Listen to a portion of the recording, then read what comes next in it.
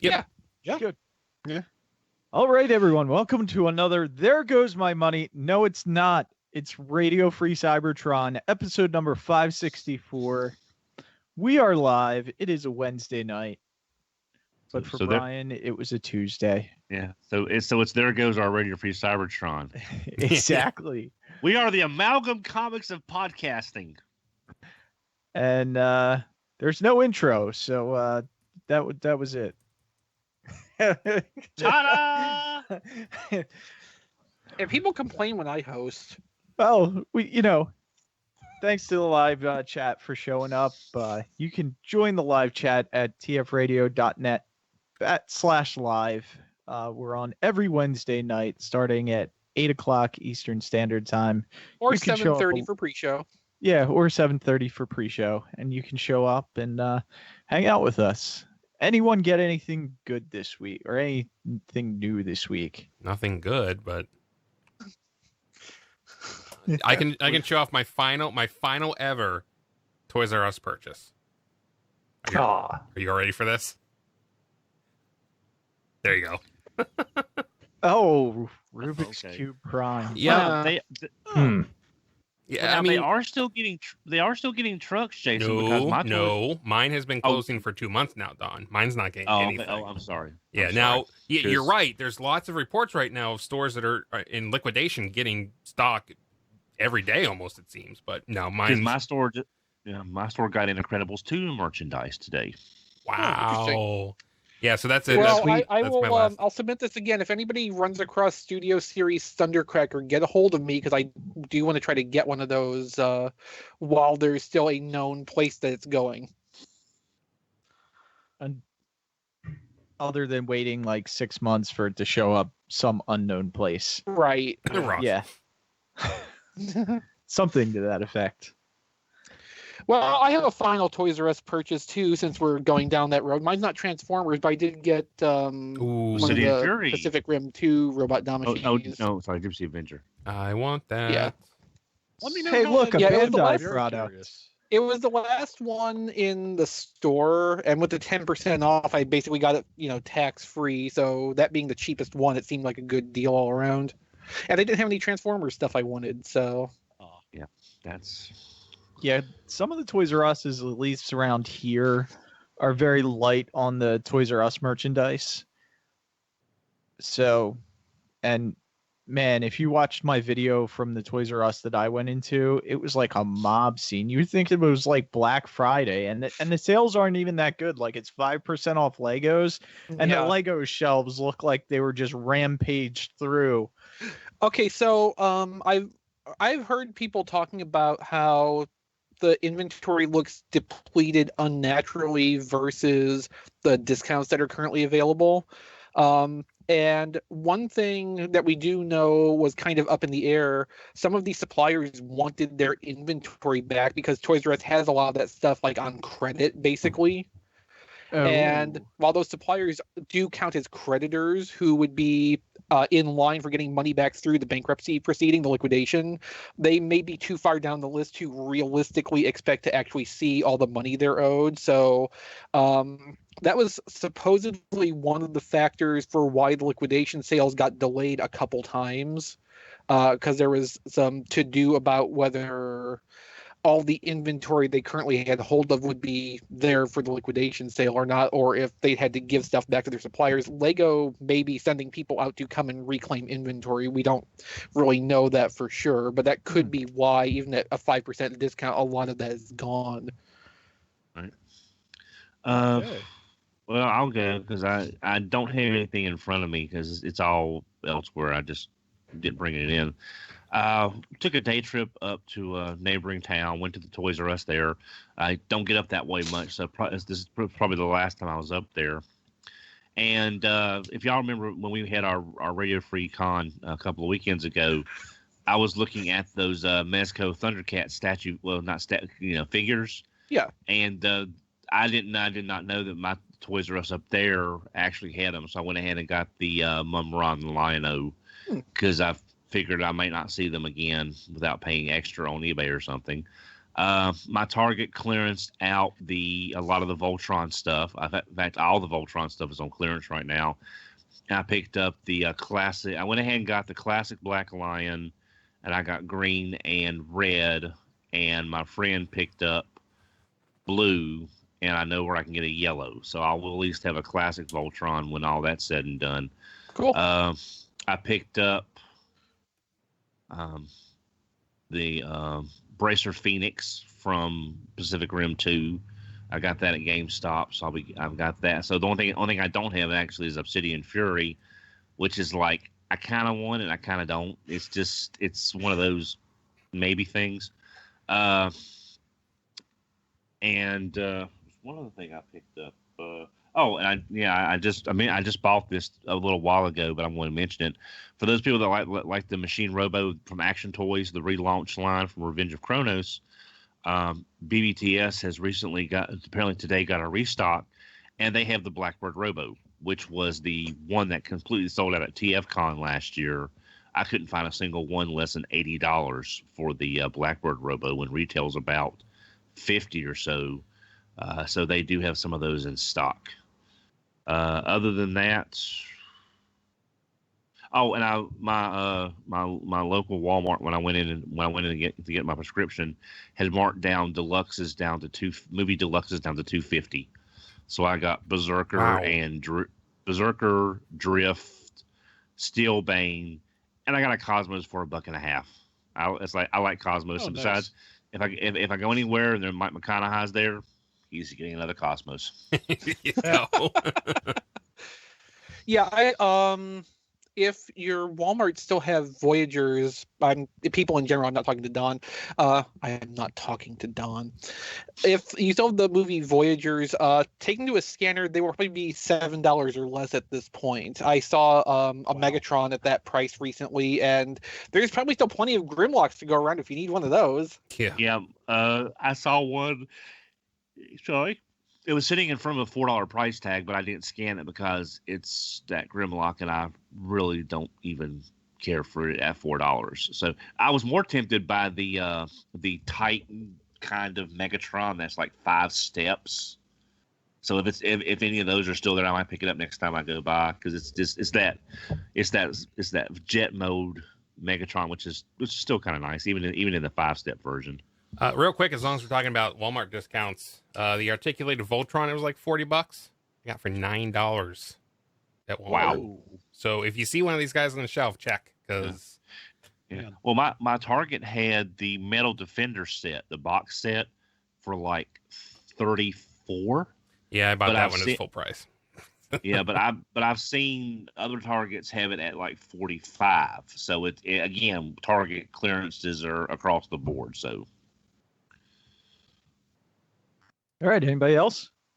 Yeah, I got a few things. My final purchase from Toys R Us was from their online store because sometime I think about a week ago they got in the Wave 2 Legends for Power of the Primes. So Tailgate is definitely a recolor of Windcharger, which makes it the best modern Tailgate figure, which, very, very low bar. I like Battletrap. I like him best as Battletrap, I think, out of the various individual modes, but he's pretty nice. I wish the legs tabbed together a little bit better on mine, but otherwise it's a good set. I'm happy with that. Thanks to Chris, I have 3 out of the 5 Wave 2 Deluxes, and thank you for that. Which ones did I get you again? The 2 Dinobots and Moonracer. Yeah, the Dinobots, Snarl, I think, is the best of the two. That may just be my impression because he does not share parts with Slug the way that Sludge does. But they're all pretty solid. They're all pretty good. I said this on Twitter, and I stand by it. The problem with doing G1 with knees is that there are places where at this price point you simply cannot replicate the G1 toy fully, and those come off as flaws even though they are not. And just those those, dino legs should be jointed in, going by my memory, going by what the original toy was like. And it just strikes me as a little weird that I think it's Snarl has these nice painted recesses on his legs for where the legs would have rested on the G1 toy, but they're a slightly different shape from the modern legs and do not serve as recesses to fit the legs in any way. That's just a little bit silly, I think. Moonracer is a toy Moonracer is a toy that proves that you can have a figure that does nothing really technically wrong and still not be that good. It's not terrible. One thing I found that really improves its looks for me, for whatever reason, is that instead of folding up all that crap on the back as a backpack, if you just leave the one section hanging down like it's a skirt, it looks decent and it feels of a piece with Generations Chromia, which I think works out pretty well. Huh. Oh. Wait. That's how I display mine as well. Yeah. If it has a butt flap, it must be a masterpiece. But lastly, also I want to thank whoever it was, and I have no idea who got me off my Amazon wish list a pair of shoes, because thank you very much. Perfect timing.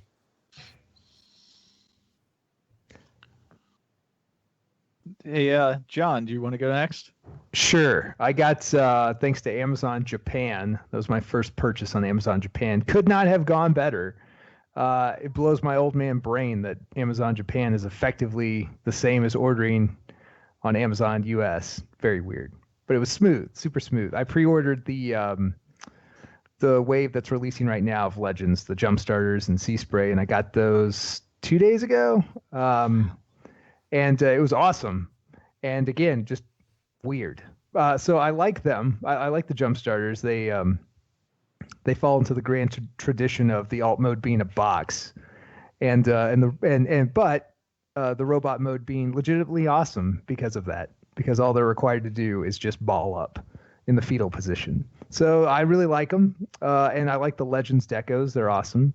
And I haven't opened Seaspray yet, but I think I know what I'm getting to with them. But I do like the Jumpstarters. I mean, they're pricey at like 40-ish bucks a piece here, like if you buy domestic, like from a domestic store. But they're good. They're a good value. I like them as a pair. I'm still going to miss Legends. And I will throw into that luckily this happened on payday for me, but I got a notice from ages 3 and up that my bill's due for pre-ordering Grand Max and Great Shot. So I had to pay up. So I guess those guys are imminent within the next week or two. So I ordered mine from Big Bed, but I have not heard yet anything about being charged. Mm-hmm. Yeah, there goes your money on that one. Indeed, my friend, indeed. Mm-hmm. Can you guys still see my video? Yeah.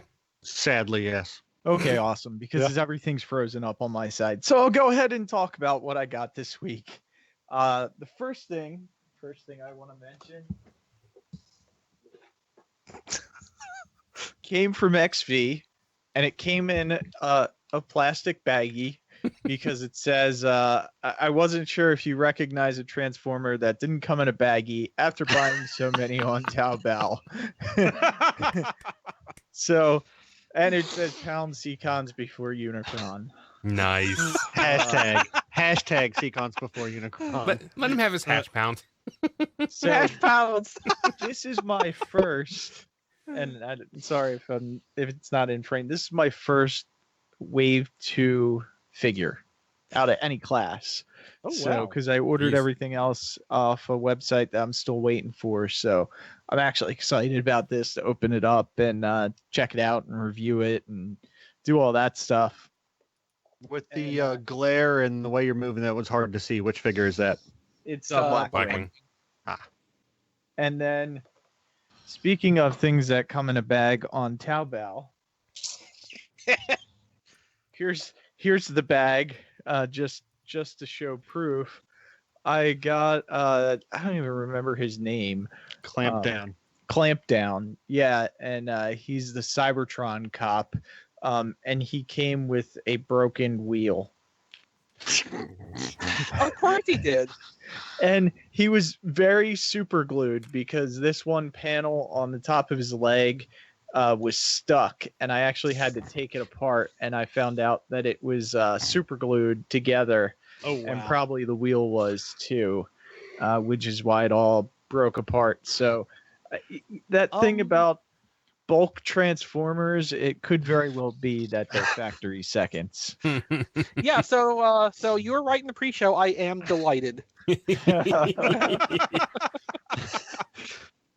The other thing XP was right about, $7 Voyagers. I Oh. picked up a Nitro Zeus for $7 just Oh, because. dang.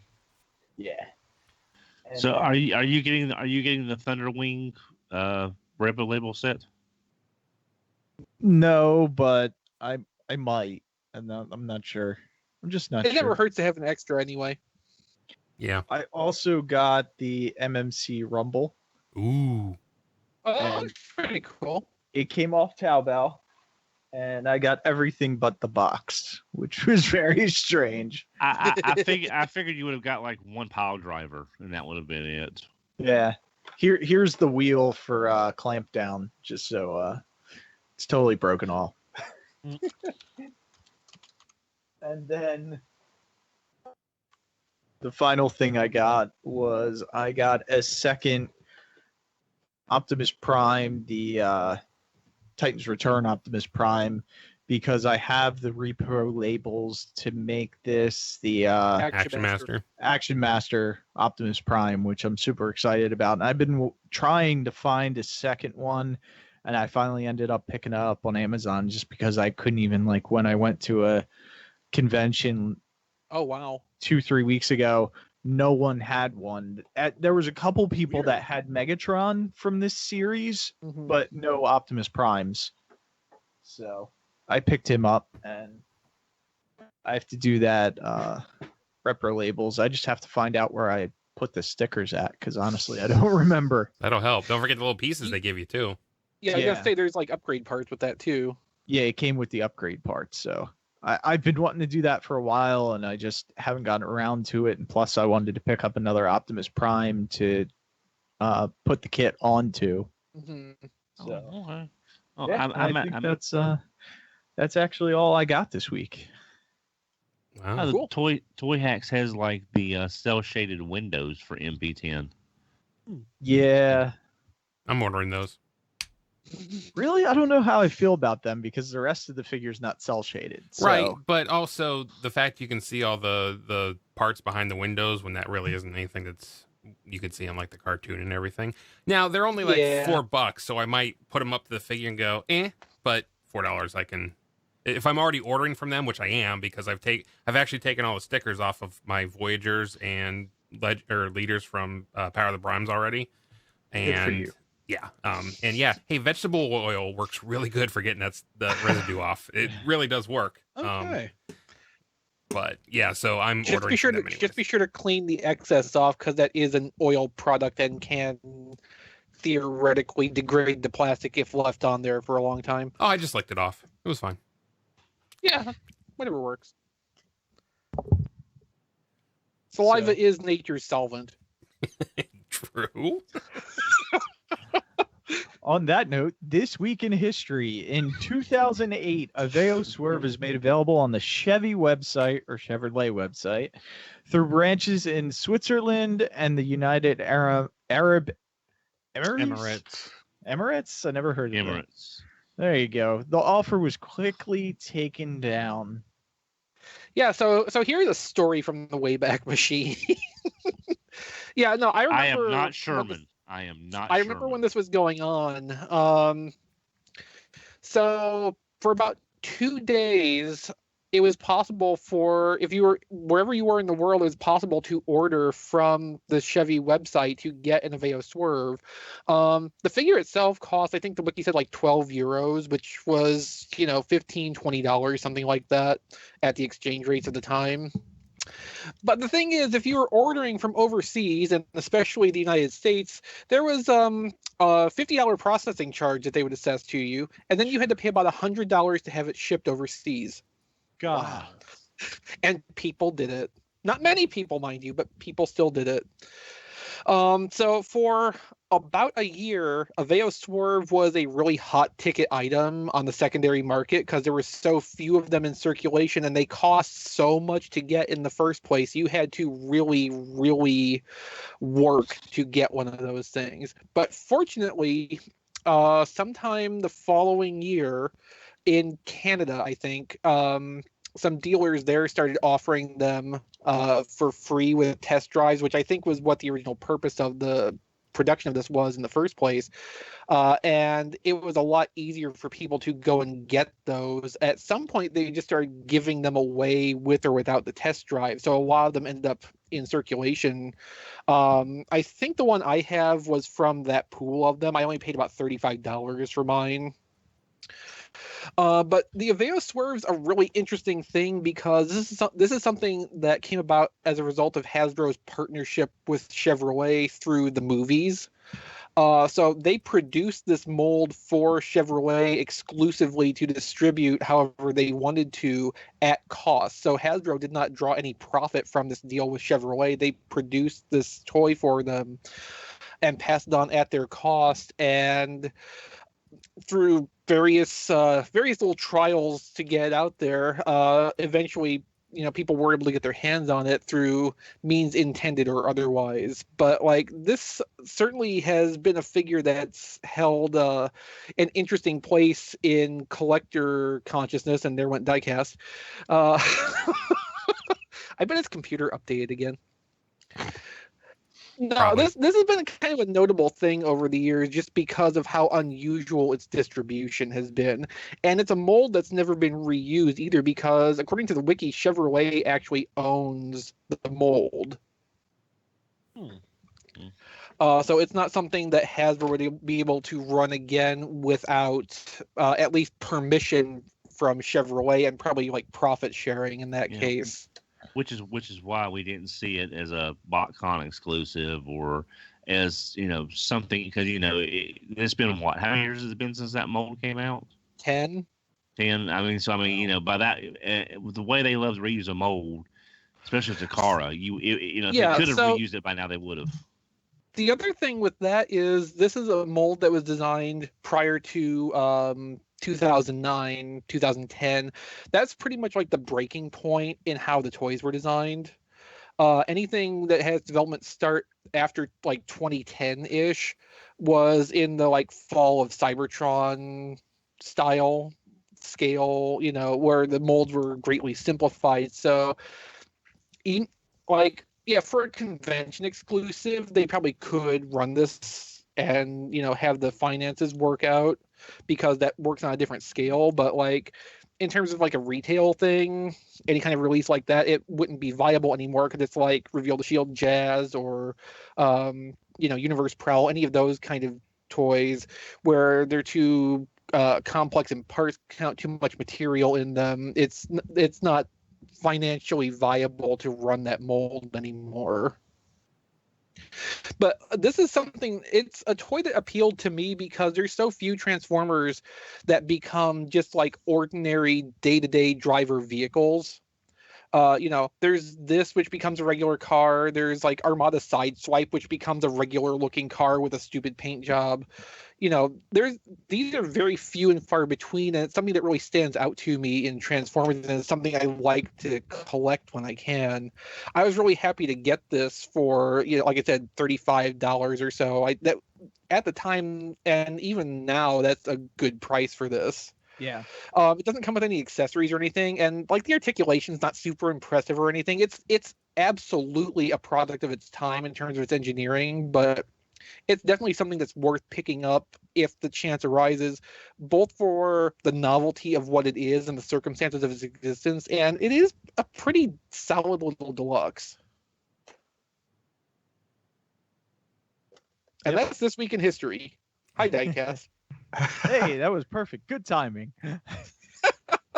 We also have breaking news. We have movie masterpiece Volkswagen Bumblebee leaked, and we have a first look at it. Question mark. Question mark. Maybe. Maybe, So this- possibly, if you squint and Well, this came up in the last hour or so on a Chinese forum. So what we're looking at is a picture of what may be knockoffs of the movie masterpiece molds. So there is Barricade, Bumblebee, Optimus, Ironhide, and a Volkswagen Bumblebee, which people who've examined this are saying the panel seams on it fall in a different place than the G1 Bumblebee masterpiece. So that would seem to rule out that being just that existing Volkswagen toy. It's bigger too. I mean, you can see next to Okay. Bumblebee that, you know, if that's masterpiece But that Bumblebee, is Bumblebee. yeah, or if that's the Camaro masterpiece Bumblebee, that the Volkswagen Bumblebee, well, this is gonna get confusing, is bigger.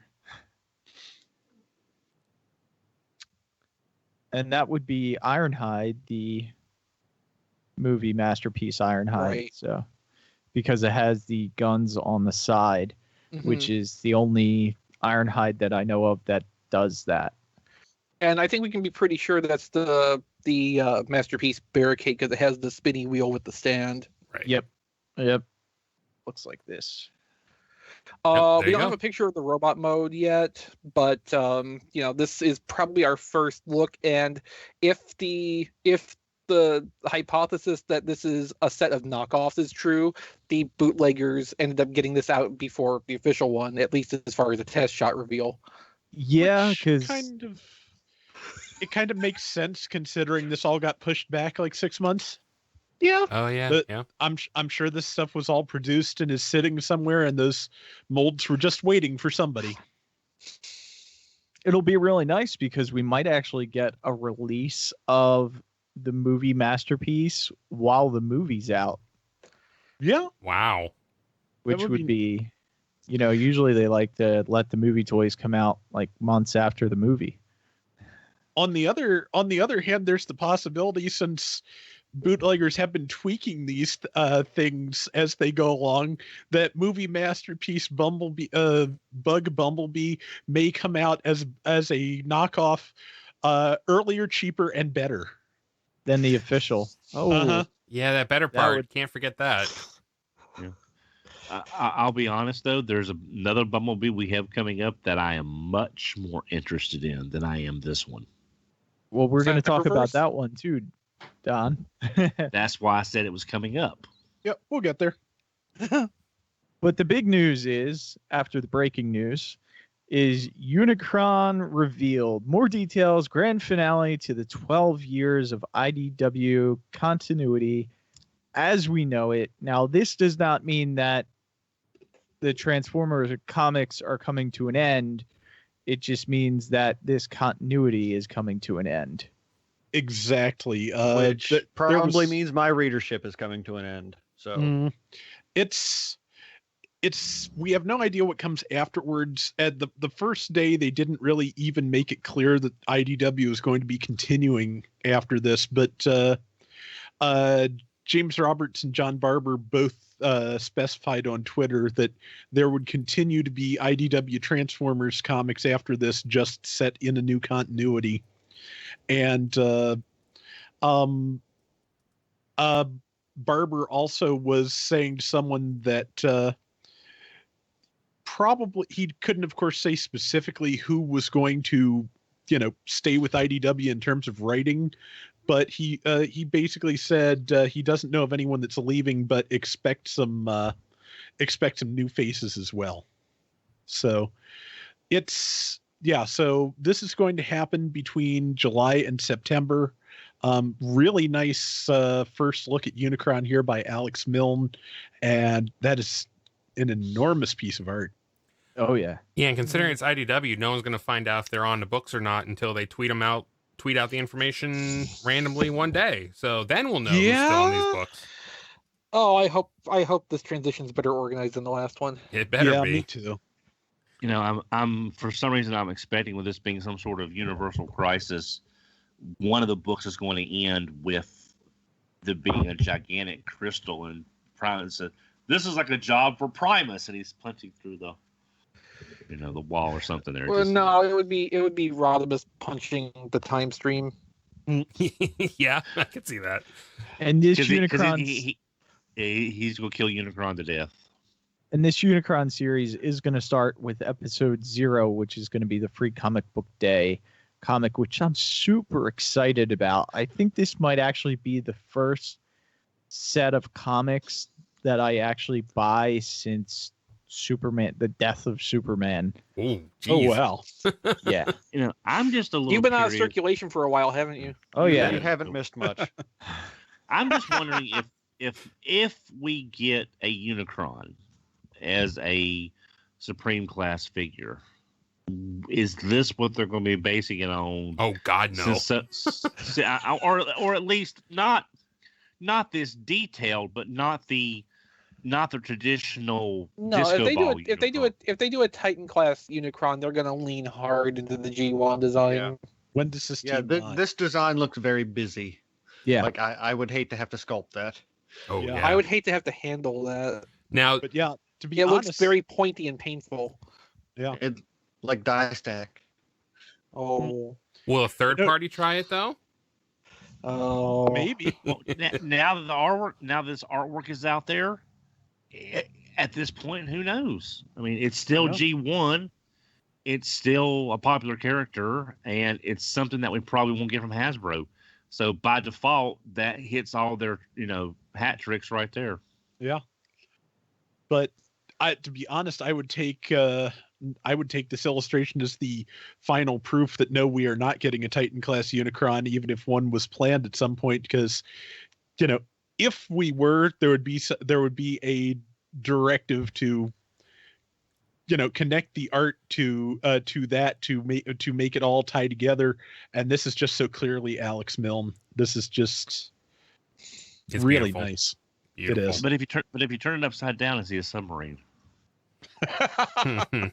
You could be whatever he wants. I could still see us getting a Titan class Unicron. it's just so far out. There's no point in making the comic adhere to it. Absolutely. Exactly. Because by the time these comics are coming out, we'll just be getting Predaking. We'll still have another at least year before the next Titan comes out. So. And hey, speaking of Predaking, Power of the Primes, Titan class Predaking, in-hand images of individual Predacons.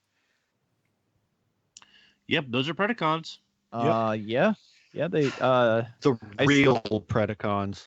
I still can't get over the legs. Yeah. Matt's throwing down the gauntlet on that one. that's okay. We're ignoring him. I'm used to it. But yeah, they're very. I mean, they definitely invoke a lot of G1. Unfortunately, G1. Yeah. I mean, between this and the next item up on the list is some new photos of Predaking itself combined that give a better look at things. But the photo I really think is just kind of most indicative of what I feel like are the problems with this are the one that is the hunk of Dive Bomb transformed into the torso frame for Predaking. I feel like almost all of the problems or the things that I perceive as problems with this stem from an attempt to make sure that nobody in this set has to be the long haul. That trying to keep them all the same size and basically, nobody gets super big or super chunky in their robot mode really kind of hobbled everything else about every other mode of the toy. and I think it demonstrates the disconnect between the philosophy I hold and where the design team is at. Long Haul from that Devastator set was the one I liked the best because it was doing different stuff and made an interesting new design. Now, it was not the best toy outright on its own, but fix the arms a little bit and it's close. Yeah. and with all the characters being construction vehicles, you would expect long haul to be one of the biggest. So the size differential wasn't to me that bad of an issue. No, he it was wasn't a problem. he was chunky, but he wasn't like a 2-up in amongst the rest of the regular figures. Yeah, because I mean, you have those humongous dump trucks for like the open pit mining. Yeah. Which I think is what they were going for basically with this take on long haul. But like, I feel like they could have varied the size of the Predacons more to strike a better balance between how they come together as Predaking and also their use as individual toys. Like, they don't have to all be exactly the same size. Yeah, and looking at these pictures, Tantrum and Headstrong's beast modes are unfortunate. Very G1. Dive Bomb's not void looking thing. great either. Yeah. Predaking has never been like my most favorite combiner of all. It's just right. I personally don't really have a problem with this. I think it looks okay, but I can see why people that are more of a Predaking fan would have some issues. The only thing that really jumps out at me with the combined figure is that waist. Which is back to the dive bomb frame issue. Yeah. So I've said this. Other than that, I mean, it's. No, go ahead, Matt. I've said this before, and I'll say it again. These should have been the deluxe class figures with Razor Claw as a Voyager, and the Dinobots should have been the box set. Yeah, I could see that as having. I guarantee a box set of Dinobots would sell a lot better than a box set of Predacons as well. Yeah. I'll put it this way. I'll really be interested to see what exactly Perfect Effect does for a new set of wings and torso frame for Dive Bomb. Well, like, they would basically just have to make a new Dive Bomb. Pretty much. There may be ports or slots on the back that you could just make a filler to sort of expand that torso a little bit. They could figure something out for that, but like, the stuff has to go somewhere too, though. Yeah. And at that point, it might be easier just to mostly remake Dive Bomb. So it'd be sort of like the Dr. Wu mixer that never came out to make. I remember that now. Oh, wow. Oh, yes. Huh. Blast from the past Nothing there. against Dr. Wu. He does great stuff, but it is kind of a shame that mixer didn't come out because I did kind of like the way it looked just as a standalone robot. The worst part about this Predaking is I'm still going to pre-order it as soon as it goes up. So one thing I can say positive about this set, the individual toys look less compromised for what they have to do than some of the Constructicons were. Yes. Oh, yeah. That's Absolutely. not to say they all look great, but nothing has, the swivel elbow problem, like with Scrapper. Yeah. So I mean, that's a Scrapper step didn't up, have any elbows. But in contrast, well, no, the forearm swiveled, so that was sort of an elbow. Wasn't a useful elbow, but in contrast to Matt, though, I've pretty much decided flat out, no, I am not buying these at any point. It does not do anything for me. This is not the kind of toys I want. I want them because we're gonna get a Perfect Effects upgrade kit, and that'll make it look better. Okay, so I'm going to spend $150 on this Predaking and then probably another $100 on Perfect Effect upgrades. No, I still really don't want to be $250 in on this. I mean, you don't really have the complete figure. You don't really have the gonna be complete just like figure unless you Devastator, pay where it's- $60 for the season pass. Yeah. if you're going to get Predaking and you Sorry, don't like Matt. this one, it's like, John, you've got Ares, right? He's Not got bad. whatever the mastermind, the Feral Rex. Feral Rex. Rex. So I mean, yeah. So I mean, like you the can. support official. I've yeah, always said this. I like the support official, even if it's not the greatest out there. It's still the official product, and I can usually get an upgrade kit for it. I mean, my Constructicons spend 99% of their lives as Devastator, and the Predacons will spend most of their existence as Predaking. That's how it's going to be. That's fine, but I don't like how this Predaking looks either. Yeah, that's the part that's I'm okay with everything about Predaking itself except for the waist. The waist is that waist just maybe really so maybe you throws me. could get. Maybe you could find like a little novelty wrestling championship belt and put that on Predaking to hide the thin waist. Somewhere. And almost every third-party company has already done Predaking, so it's not like you're gonna like, oh, just wait for another. I mean, this is probably. I haven't seen any pictures, but I think there is something on the waist that like folds out to thicken it out a little bit, but then it just makes it hollow from the back. But yeah, I keep hearing that, but none of the pictures show it yet. So hopefully we do see that at some point. Yeah. And we do have Power of the Primes, Titan Class Predaking, new in-hand images. It looks like they took him out to the park. Yeah, we were kind of already talking about that as part of the overall conversation. But hopefully Jason was on the ball and was showing pictures from that too. Of course I was. Oh, okay. Good man.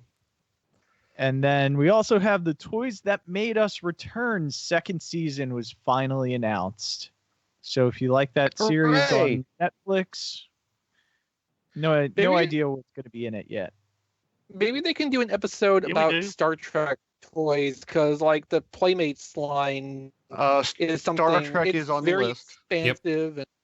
And, good. Cool. Star Trek, Transformers, Lego, Star Trek, and Hello Kitty. No, that's still that's not the second season though. They've been renewed for another season on top of the episodes that are coming out later. That's the second half of the first season. Right. The second half of the first season. Because there's Transformers, Hello Kitty, Lego, and I'm hoping they'll. We just talked about it. Yeah, we did. I'm going to guess probably what we might see down the road is at least Mego and Hot Wheels. Oh, they'll be Hot Wheels for sure. Yeah. Amigo's too new though. I don't think they would. No, do that. Mego. They could do what's that? Exactly why they need to do an episode. They could do a whole season on Mego. I don't know what Amigo is. Okay, Mego was a license holder in the late 60s and 70s. Well, okay, 60s and 70s, Don. that held. Yeah, but I know what Migos are. That held both the DC and the Marvel license. Think of like an early precursor to the 112 by Mezco. Think about along those lines. Okay. The retro action. You've seen these figures like the retro action Sinestro or the Green Lantern figures or Ghostbusters. the animated, the real Ghostbusters basically with the cloth outfits. Basically like 12-inch GI Joes, but for superheroes. Okay. A little smaller. Yeah, 6-inch scale. They were just kind of like they were the step between between 12-inch figures and what we have now. Basically, they were also the first company to bring Microman over here. They were the original rights holder on Micronauts. Oh yeah, okay. Right. Yeah, they did venture into the 3 3/4 inch for some of their licensed stuff later on too. Yes, I had that I wish Spider-Man there from was- when I was a kid. It was terrible. Back to the Toys That Made Us. I wish there was enough material where they could do an episode about like Exo Squad. Yeah, Because like that was a toy line that was so ahead of its time, and I would love to hear about like development. I want a in mask that. episode. I wonder if maybe like towards the end, once they do the big ones, if maybe they'll do like a double-sized episode where they just cover like they do like 10 minutes on different things like that. Because a lot of those don't have enough for a full episode. Like per se. John.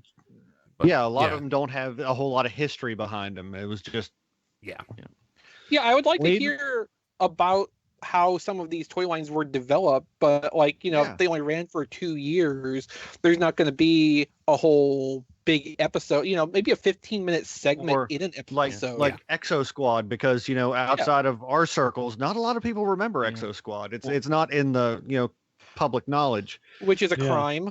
Yes. But Blade Raider in the chat also said Ninja Turtles and Power Rangers would be a good good one for season you 2. could totally do Ninja Turtle, like do a great Ninja Turtles episode. God, Yeah. Like, there's a lot of stuff to talk about, I guess. Like a lot of toys to talk about. I'm not well, sure about the line's how been much history rebooted there is like behind 4 times. I mean, there's Yeah. got to be some talking points in that alone. Oh yeah. Just as a bit of a cross promotion, on TFYLP, we had the producer of that show about 2 or 3 weeks ago, and he talks about how some of the shows he's done and some of the stuff he can't do just because there's no material. There's stuff that he would like to do, but again, there's not enough material to do an entire show. I think Ninja Turtles was on that list actually. Yeah. This week on Don's other podcast. No, well, I just want to mention if you wanted to hear more about his thoughts on some of these shows we talked about, there is that On out Don's there. other podcast. And things that we want to talk about. Fans Toys Hydra unofficial 6-shot masterpiece styles figure color product. I want to say prototype, but yeah, product. Yeah, that's it. Product sample. Product sample, test shot. Yeah, Something. he looks It's a Fans Toy 6-shot. It's in color. It exists. It's a figure. he looks good. Very It'll be out in 3 years. Well, they're at the color stage now, so maybe like a year and a half. we've known about this one for a while, and it's expected now for July of 2018. So August, September, hoping. So here's what I think with the Fans Toys releases right now. I think RC is next. And then what else did they have recently that kind of got pushed up? I don't think that one's coming out anytime soon. I think RC is like slated to be the next Fans Toys figure out. And then I feel like I'm missing something else. And then there's 6-shot, which we've known about for a while. There's a couple others that got pushed like way back, like Trailbreaker was announced before any of these guys, and who knows when he's coming out. I like the way the 6-shot looks. Yeah, Like, they went really heavy into the animation styling with it, and Yes, they I did. like the way that turned out on this. I could totally understand though, some people think it might look, too simple, too low yeah. detail. Nobody who has ever said a bad word about Inferno is allowed to like this figure. Because this is very, very plain with no detailing on it. I just I'm want to know fine why they with put it. his. I'm just saying, nobody that badmouthed Inferno is allowed to like this figure. I don't understand why they put Seriously. his submarine mode upside down. Those yeah. are weird pictures. Yeah. I guess I should have flipped that when I posted it. with the lettering all upside down too, just as a joke. Yep. But yeah, he looks pretty good, and he'll be out before the end of this year. Theoretically. I just got the picture to load. Wow, that is like super plain. That's just. I mean, yeah, like I said, I It's- totally understand if that is not working for some people. I absolutely get that. Something about it is clicking for me. I'm not going to buy it because it's a Fans Toys thing. They put too much metal in their figures, but It weighs too much. I'm It's not a on good toy. board. I'm on board with the theory of the visual styling of this. I guess is the best way you can put it. Well, It looks the good. design, the look of the figure is fine. It's just very, very. It's begging for some tampographs somewhere. Just a couple of spots of highlight, like on the chest vents. Just some points of color, just to break up the sea of teal and black and white. Now, it would be interesting to see what this looks like as a great shot or a Shadow Maru. Well, I wouldn't be surprised if that wasn't You could in the totally future see somewhere. a great shot. Yeah, you could totally see a great shot. You will never get a Shadow Maru because no one is ever going to make a figure of that, Don. I'm sorry. Well, I have the original one. It's just and Yeah. Terminus Hexatron did do a Shadow Maru variant. Oh. That's Mastermind, though. They do a lot of variants. Oh yeah. Yeah. And then next up Fans on Toys doesn't do a lot of like convention exclusive stuff, do they? no. So, I mean, they've that never would be gone your any- shadow. No, they Maru have outlet stuff thing. planned out.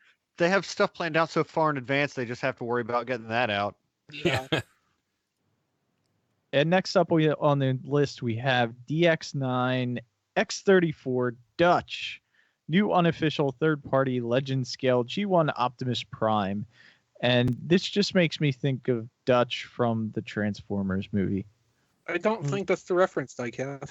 I know, but it looks pretty good. It's a Legend Scale Prime. Yeah, I kind of like it. I can't quite explain why. I think the head sculpt is pretty good. It's I said this when we were talking about the prospect of a new masterpiece Optimus, that not a lot of primes that are like super close to the animation model. This is probably as close as I've seen anybody get, and I think that head sculpt is really good in that vein. Mm-hmm. Yeah, I mean, if I look at this and not the animation model so much, but what it's making me associate with is like the Mega SCF Optimus from like 15 years ago now. Mm-hmm. It still doesn't have the basketball spinning finger that me and Brian are so hung up on. Mhm. But like, I'm seeing a lot of the same visual cues in this that had, although, not so compromised with, 2003 era action figure technology. Yeah. I'm all for. Go ahead, Diecast. I was going to say the robot or the vehicle mode looks great, and he also comes with a trailer, and you can see in the background that the trailer will open and have your normal, like, whatever that blue gun extension thing is, as part of the command center. I may have to buy this. Yeah, this is looking like. Yeah, it looks nice. Yeah. I'm all for more G1 Optimuses or just this style in general, because maybe we'll get like a affordable version of the 7-Eleven version. It's done in, like with those same green highlights. What I'm really interested in is to see. I think this is a render. I'm interested to see a physical prototype of it, and hopefully some indication of how the transformation engineering works, because there's no shapes in common between the vehicle mode and the robot mode besides the grill. The grill is the same piece. I can tell that much. But like the rest of it does not seem to have any direct relation that's immediately obvious. I'm looking at it. You go first, Don. Okay, I was going to say, because it looks like the windows change, because unless it's just the way it's rendered, you can't see the matrix in truck mode. Yeah, no, that's totally not the truck front being the chest, because like the fog lights aren't even in the same place. Yeah, if you look at I'll bet this is another one of those where it transforms backwards and everything's just fake car parts. That's kind of what I'm thinking, because if you look at like the top of the cab, you can kind of see where behind the windows there's kind of what looks like a point. I have a feeling like the entire top of the torso at least turns around.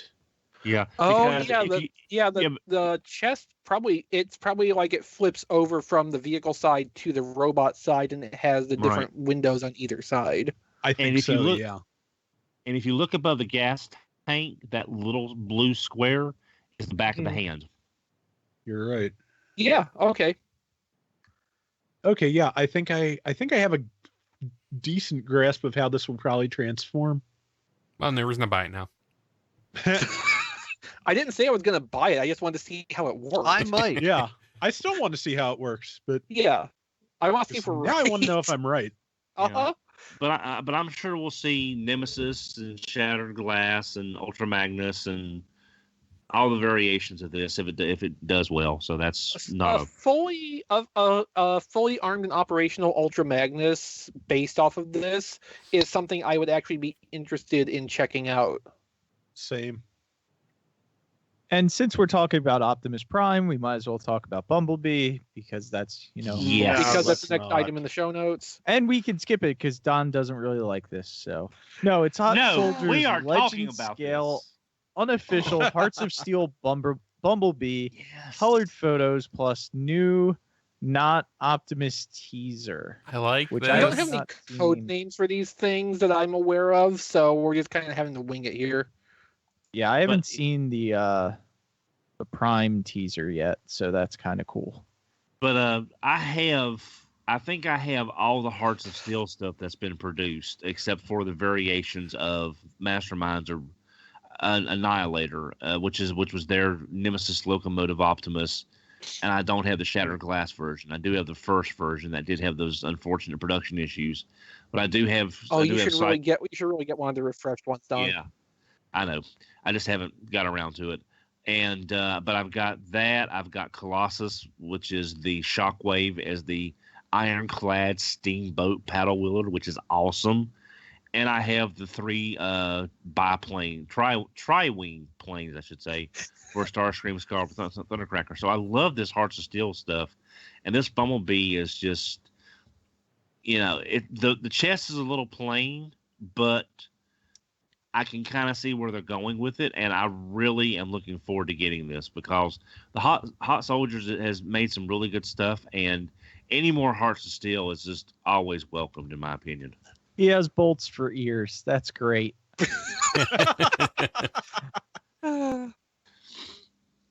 Well, you know what Diecast looks for in a person. Yeah, I just really now I know in IDW this is actually another character that's not Bumblebee. Well, or something it is like now. I mean, that's kind of a retcon, I think. Yeah, but I definitely cannot wait to pick this up because I think it looks great, and I love Hearts of Steel. So I wish more third party would do the Insecticon train that was never made and a few of the other pieces. Hot Soldiers could totally do that if this Bumblebee takes off. Yeah. Yep. Yeah, I'm sure it's going to sell very well for them. I actually imagine that's in their plans because they're doing the Bumblebee train.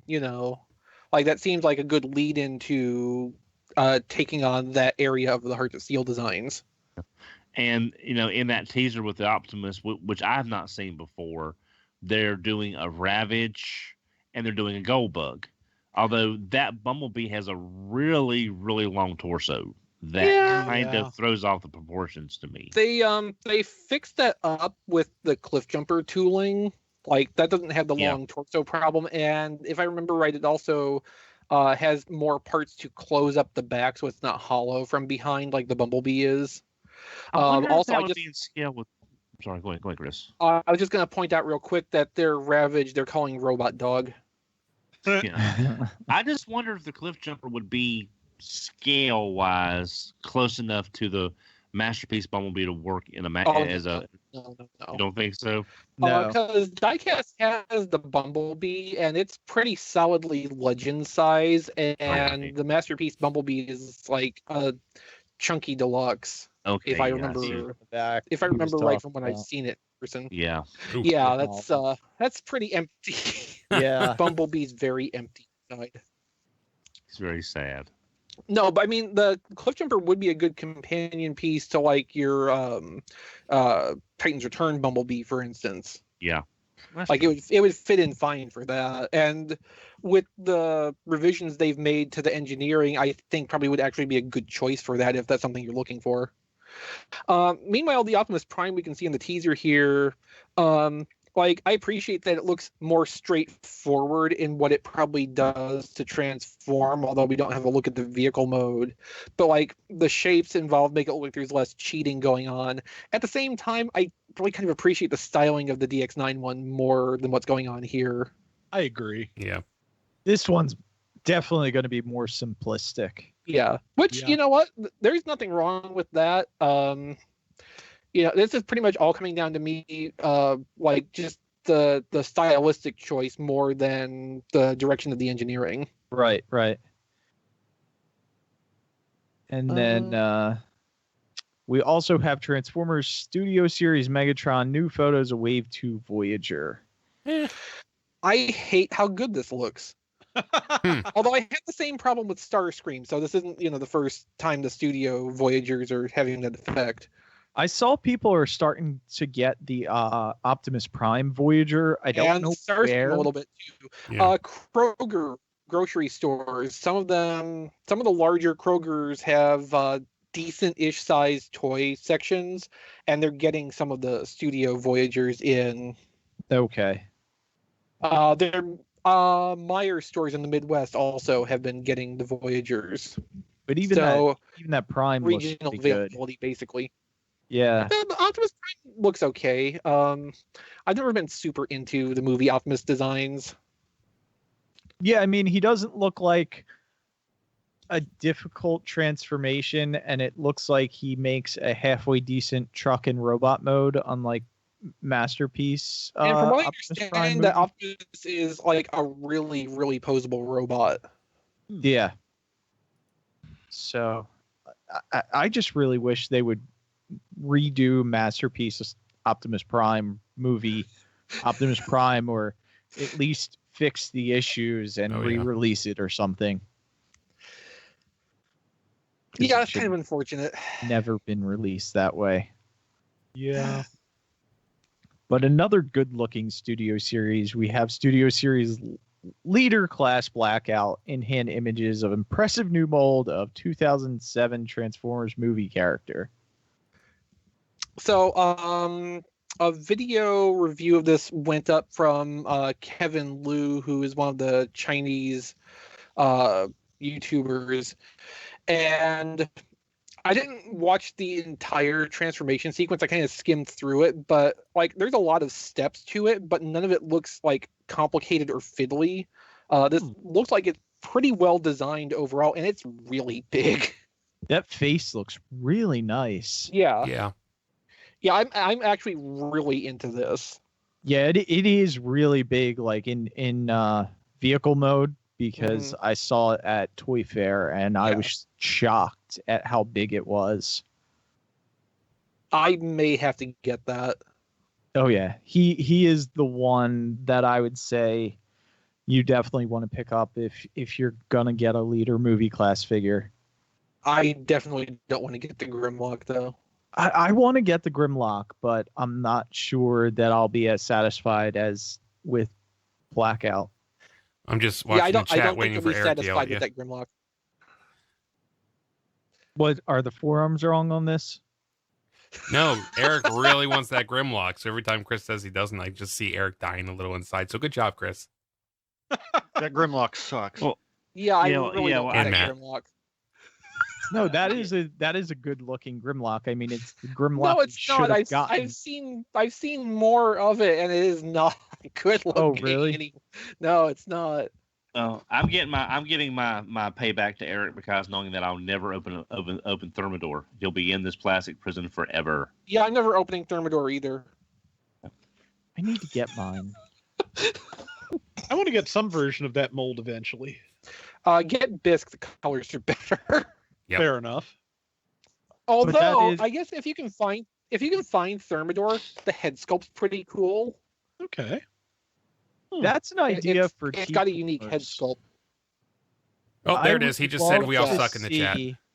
I would love to see a post of all old waves of not waves, but old like series of Transformers, like say Transformers Prime, and pick the top 3 figures out of that line, and then maybe do like, RID and pick the top 3 figures in the line, and that would be really cool to go back and see animated top 3 figures, all that stuff.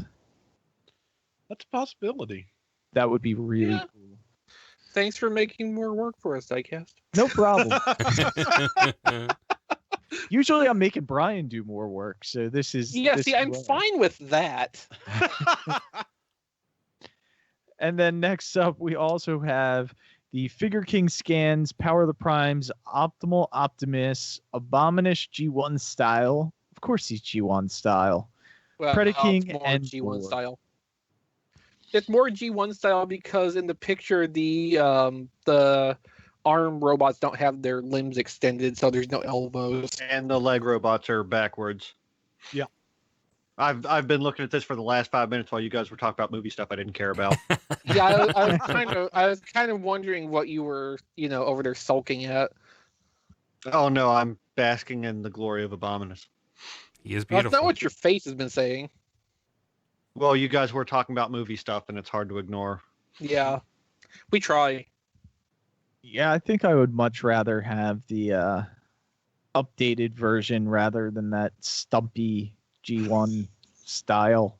Well, Don likes the Stumpy G1 style combiner, so I figured that's how he'll display his. Actually, no, I'll probably display him like normal with elbows. I mean, I have a G1 Abominus. He's fine on the shelf. If I want Stumpy, there we go. You're going to all the trouble to give us G1 with knees. We ought to, also take advantage of the G1 with elbows. Yeah. Quite true. And there's that Elita-1 with Jazz, Moonracer, and the 2 of the Dinobots. That looks so terrible combined with Dinobots. It does. I really hope if Hasbro's not going to redo, I doubt. I mean, we might see Moonracer or Nova Star in War for Cybertron, whatever. They might work that back in to give us some more female Autobots with Cybertronian modes.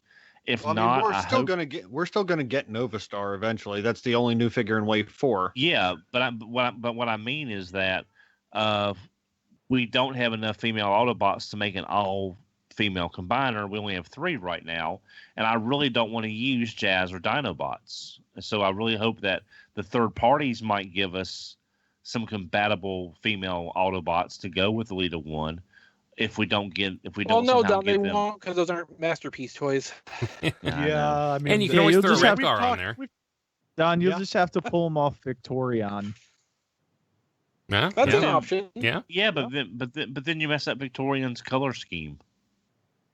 Yeah, and you don't have a complete Victorion. Yeah, I was about to say, or alternately, Victorion's limbs, mess up the Elita-1 combiner's color scheme, depending on how you're looking at that. Oh, yeah, true. So, yeah, that doesn't work at all.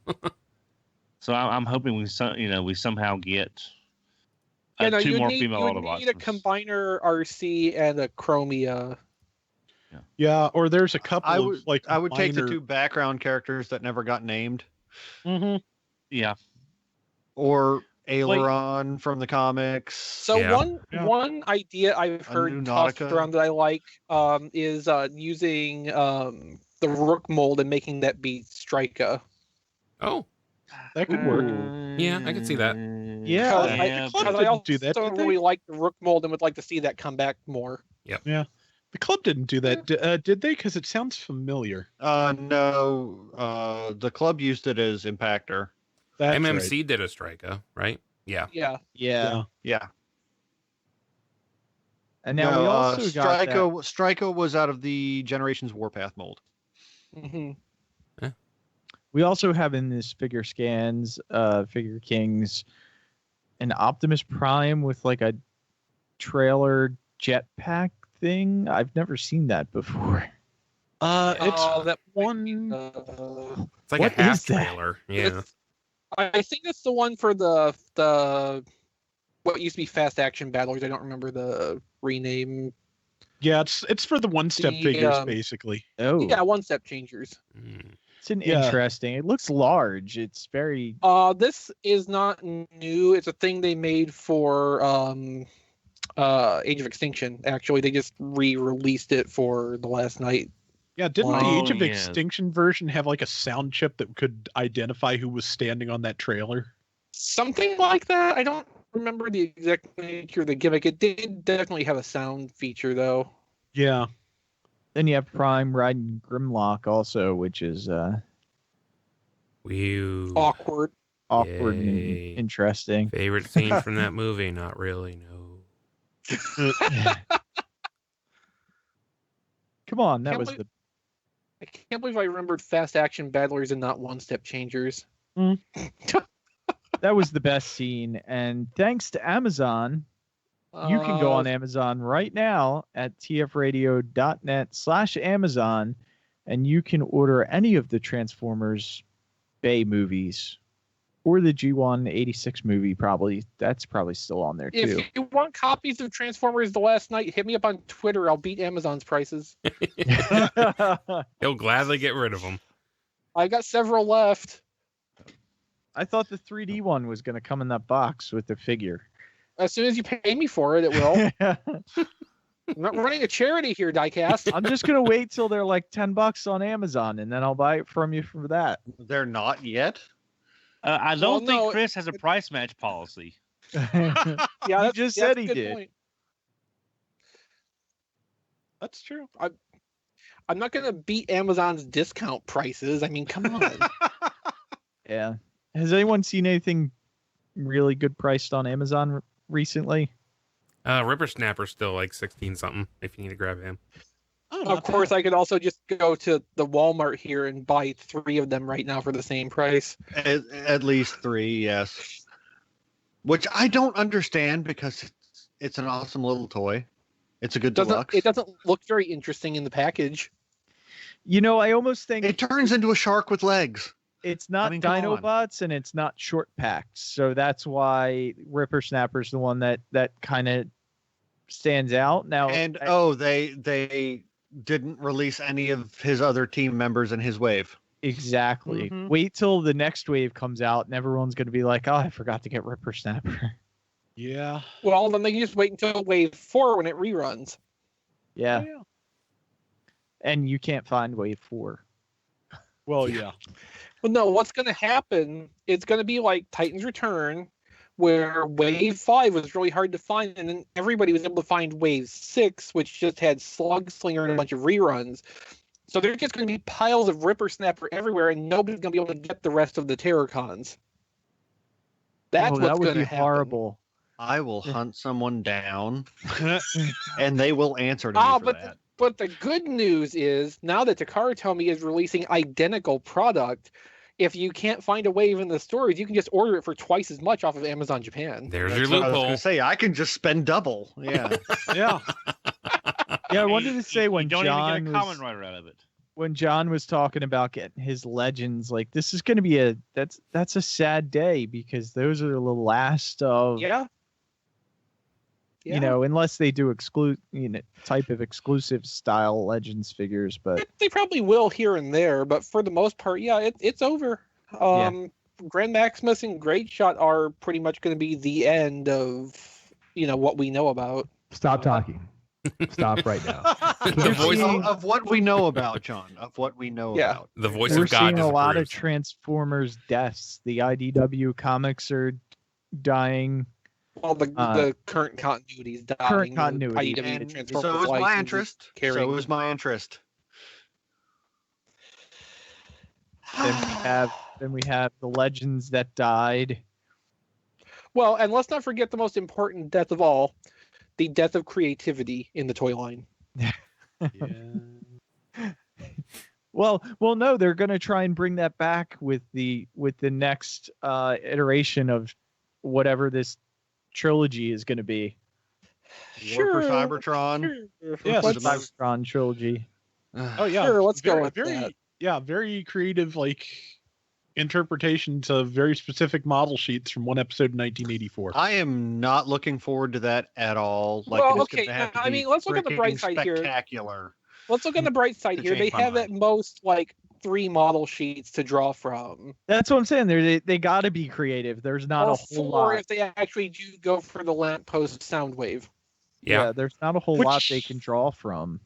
Yeah, it's funny though, because I keep thinking about this and dreading it, and as I dread it, I simultaneously realize that this is something that back around probably 1997, 1999 was something I actively wanted to see somebody do someday.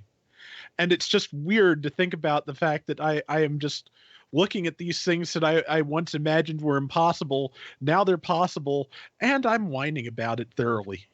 No, I Well, mean, because you've just been getting for the past 11 years the same characters over and over and over and over and over again, and Don, you're I- getting them again. Don, I need to plumb your memory of the Usenet from the late 90s.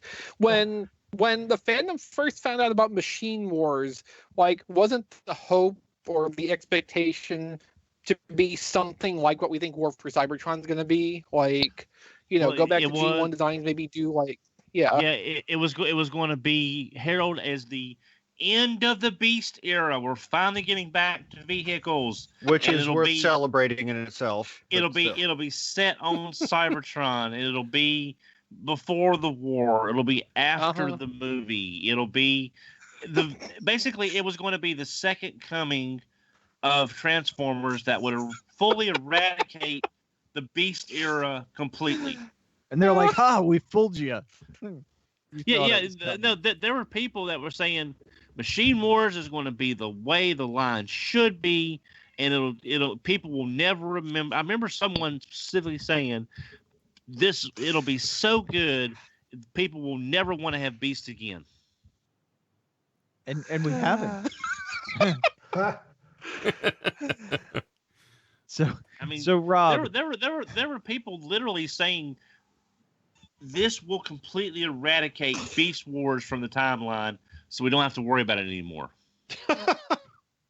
No, instead it was just the third year of G2 product that got canceled. Yep. Gutted to the point where, they couldn't even just make long missiles. They couldn't even take the Rotostorm mold and just make longer missiles. So they gutted the entire firing mechanism, so you can look through the gun and see a hole through the entire thing where the mechanisms were. No, but I mean, I do like to remind people that the flip changers, the jets, and the race car and tow truck were originally designed as G2 toys before G2 got canceled in favor of moving to Beast Wars. So Machine Wars was a way to get those toolings into circulation and get the investment back on them. It's just a shame we never got the laser cycles as Jazz and Soundwave in some fashion, out in those colors. But yeah, because the laser cycles were cool little toys too. See, that's what's really a shame about G2 ending so abruptly. Like, they had hit this really great place with how the toys were being designed finally, and then they kind of had to just sideline all of that and basically start over again in designing and developing the Beast Wars toys, because none of them were quite the same as the G2 stuff that immediately preceded them. But I mean, look at Dreadwing. Dreadwing was a fun beast of a toy. I mean, no pun intended on that one. I mean, it was a huge toy. Yeah, and it did all kinds of stuff too. Like, it was the perfect fusion of what a G1 toy, like the really good G1 toys that were gimmick platforms start to finish, and the posable toys that G2 finally became. It was like the best example of what Transformers was at that point. They had finally found that balance between both things, and it didn't fall apart because of O-rings or gold plastic. Right. Plus you had Cyberjets. You had rotors. Oh, I love Cyberjets. Yeah. You had the Rotor Force figures, which were some very interesting designs. Just not so posable, but yeah. Yeah, but yeah. So and Rob, all these toys that we're talking about now, we could be getting updates of instead of the War for Cybertron toys. But hey, I just love G2. Basically, is the long and short of this. Rob, what's on TFormers this week? Okay. We've got a video review of Leader Class Blackout, the one you were talking about before. We've got a little snippet of an interview with John Cena, who says the Bumblebee movie is the best Transformers movie yet, which... Honest. Yeah. Can you see him Low in bar. the interview? Well, I also like that, like, part of the wording of this is something like the director made it completely different, but also made it just like the other movies. Perfect. Yeah. That worries me. All I can say is I am glad I have never been on the kind of contract where I have to do PR for a movie like that and try and come up with things to say about it. Yeah. I would probably be terrible at it. Also, as we pretty much well know, Toys R Us U.S. locations have begun their liquidation sales in preparation for store closings. And lastly, XM Studios has posted a teaser render for their new Megatron statue, which I don't know about. It was designed by Andrew Griffith, so that's cool.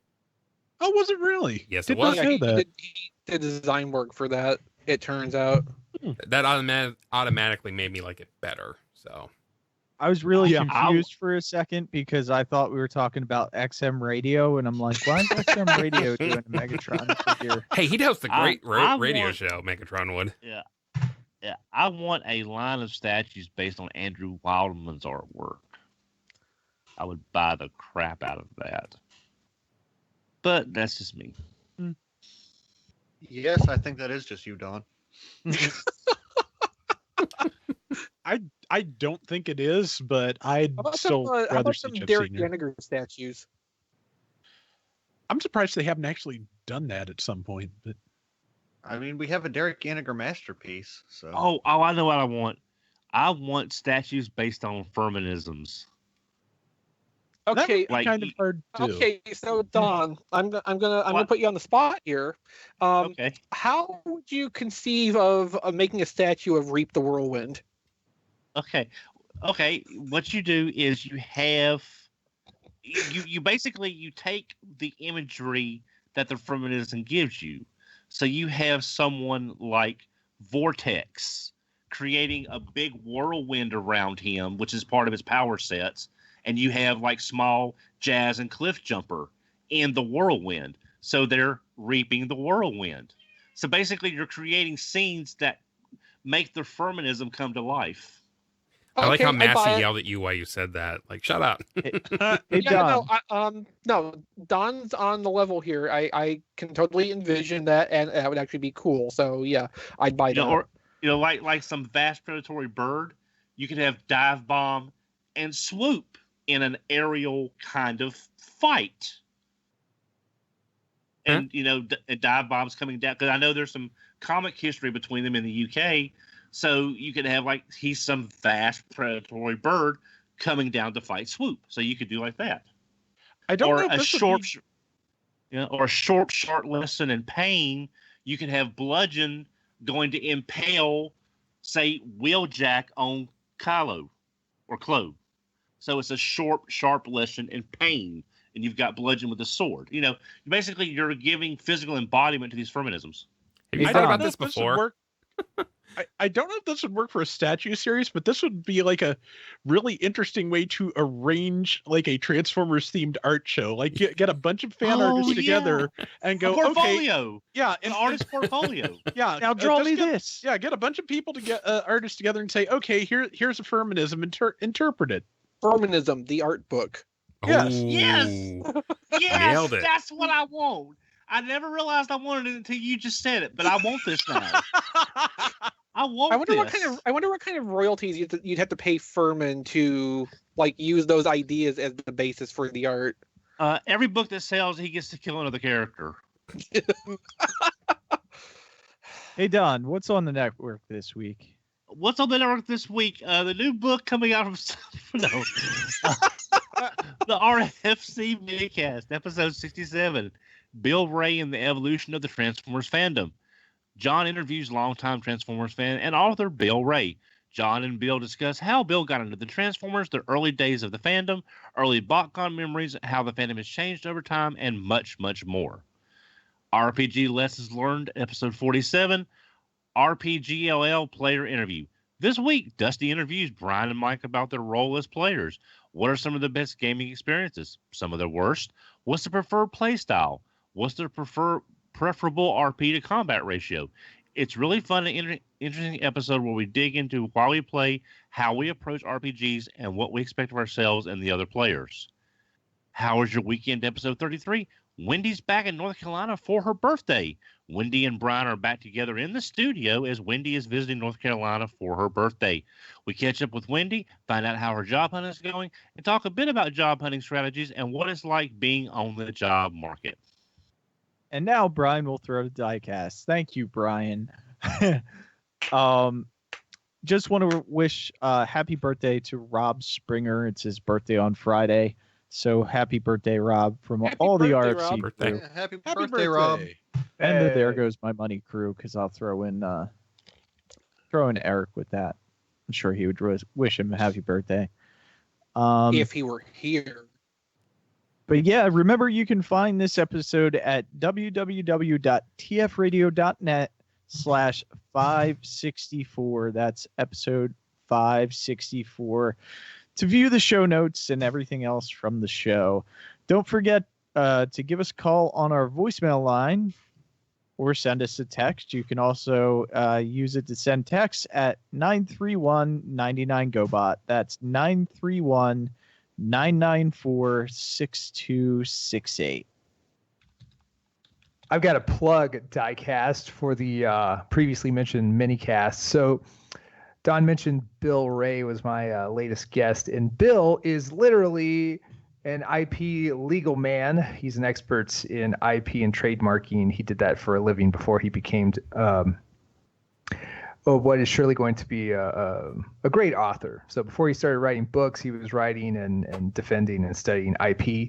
So Bill and I decided it would be a good topic for the minicast. And so I'm asking any listener or viewer out there, if you had any questions that ever crossed your mind on IP and legalese related to toys, brands, toy design, third party versus first party, why Hasbro does or does not sue, what could they sue about anyway, any of those kind of questions about IP, branding, trademarking, that kind of stuff, Bill is your guy. So if you have any questions regarding that, just send them our way on social media or on the website, on the contact form at tfradio.net, and we will do our best to answer as many questions as possible on a future minicast. I love that. That sounds awesome. Yes, it does. Yeah. And then How often do we get someone who actually professionally knows like trademark law and stuff to weigh in on any of these subjects?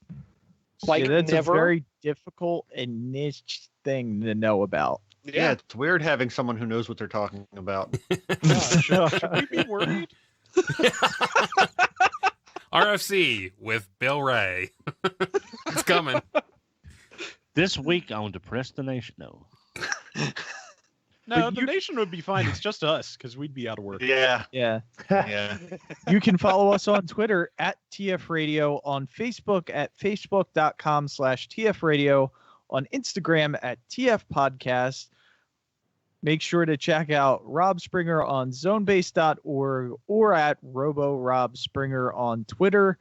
And make sure to check out at that John D on Twitter as well. And I believe he's at that John D everywhere. He's everywhere Confirmed. you want to be. And Jason, where do we find you? You can find me on Twitter at Jason S. Kirk, and also go to everlastingminute.com to check out my minute-by-minute podcast about the 1971 film Willy Wonka and the Chocolate Factory. How many minutes in are you as of your latest episode? The one that came out today would have been minute 16, I believe. Out of how many? There will be 100 minutes. Okay. Strap in, folks. Okay, let me. Jason, It's still let me ask early. this. Believe it or not, I have never seen the movie from start to finish. It's one Really? of those. My goodness. It's like Last Starfighter. I always caught the first half. I caught a few minutes of the middle, or I caught the second half. I just never sat down and. It's a fantastic movie, Don. Yeah, see, for me, that experience is Tron. Yeah. So, what are you going to do when you get to the tunnel scene? What? How are you going to tackle the? Because even I know about the tunnel And scene. now a musical interlude. I mean, you can spend all kinds of time on the imagery that's shown, the reactions that everyone's reaction is different to this stuff. Like, Charlie and his grandfather are kind of enjoying it. The rest of the everyone on the boat thing are scared crapless, and Wonka's just like zoned out, enjoying it. So there's all kinds of fun stuff to talk about. I can't wait till we get to that part. Hey, Don, where can we follow you at? You can follow me on Twitter at HMRC, the number 4 EVR, or in front of my local toy store crying and cursing the universe. And I know you can find Chris at on Twitter at Eric Crowbar. Rob, where can we find you at? Okay, you can find me on Twitter at Figure Viewers and Flailthroughs. This week on Flailthroughs on YouTube, we've got some new stuff going on for a change. I've been posting some Monster Hunter World this week. Ooh. Also, we've got some updates about the current release schedule for New Gundam Breaker and the beta for Gundam Battle Operation 2. And so, go check that all out. Also, there's the brand new Flailthroughs Patreon.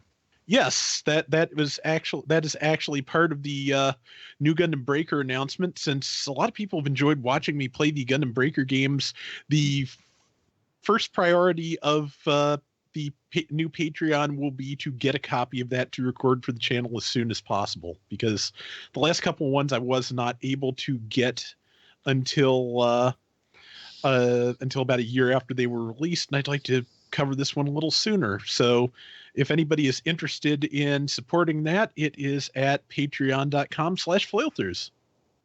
Nice. And Matt, where do we follow you at? At Eric Crowbar. Yes. Okay, now at hashtag anyone but Bisque. Yeah, you can find Matt at hashtag Seacons before Unicron. And Eric in the chat says you can find him on Twitter at ChrisRTXV. Well played, sir. Well played. So that's where our money that went this week. Thank you guys for watching. Wrong and show, see you- Diecast. Oh, that's where our time went this week. So thank you guys for watching, and we'll see you next time. Bye. That's where where the our listeners' free time went this Cybertron week. this week. Oh, there goes my Massey.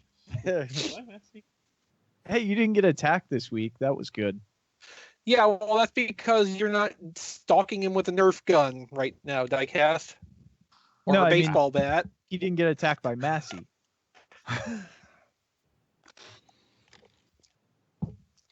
Or Ice Baby.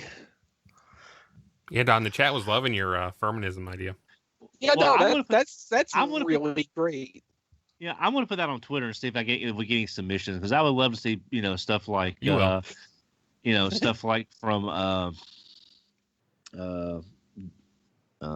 god, I'm blanking on all. Yeah, all the artists. Yeah, I'm blanking on a lot of the artists right now. I'm gonna post that right now. The beginning, and then that way we can show them off on the air on a future episode. The nice thing is about the seller that sold me the Clampdown is he is going to send me a part to fix it. Presumably, Well, a good luck with leg that. From the sound of things, What's that?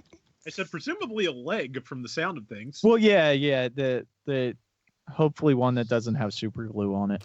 Yeah. It'll just be a spare part from another one he super glued somewhere else. Yeah, well, that's fine Probably. because two broken ones make one whole one. I mean, sometimes. that's been the theory of G1 collecting for 20 years. Uh-huh. Oh, you got a broken one here, and yeah, that's like the bins at BotCon. Mm-hmm. Somebody, like a long time ago on the show, we had somebody, like an interview with someone from the fan community, basically talking about that process of restoring old G1 toys, and I cannot, for the life of me, remember who that was. I rebuilt 2 of my 3 Autobot Target Masters.